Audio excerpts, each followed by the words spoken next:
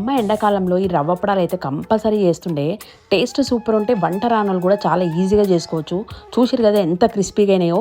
ఇవైతే ఉప్మా రవ్వతో చేస్తారు. ఒక గ్లాస్ ఉప్మా రవ్వకి 10 గ్లాసుల నీళ్ళు పడతాయి. పెద్ద గిన్నెల నీళ్ళు పోసి పొయ్యి మీద పెట్టి మంచిగా మసిలినాక అందులో ఉప్పు వేసుకోవాలి. ఉప్పు మాత్రం చాలా తక్కువ పడితే చూసేసుకోండి. ఇక నీళ్ళు మసిలినాక ఉప్పుతో పాటు రవ్వ కూడా వేసి మంచిగా కలుపుకోవాలి. ఇట్లా కలుపుకుంటూనే ఉడికియాలి. ఒక 15-20 నిమిషాలు అయితే కలుపుకుంటూనే ఉడికిస్తుండాలి, లేకపోతే అడిగంటిపోతుంది. ఇక రవ్వ ఉడికింది అని ఎట్లా తెలవాలంటే మా అమ్మ చెప్పిన టిప్ ఏంటంటే, ఒక చిన్న గిన్నెల నీళ్ళు తీసుకొని ఈ ఉడికిన రవ్వను కొంచెం వేసుకుంటే స్ప్రెడ్ కాకుండా ఒక దగ్గరనే ఉందంటే మనకు ఉడికినట్టు. ఇక ఇట్లా మంచి ఉడికిపోయినాక వేడిగా ఉన్నప్పుడే అప్పడాలు అయితే పోసేయాలి మనము.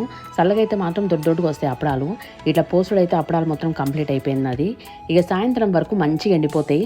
ఎండ ఫుల్ కొడుతుంది. చూసిరు కదా మంచిగా ఎండిపోయినాయి. ఒక్క చేతితోట ఎంత ఈజీగా వస్తున్నాయి.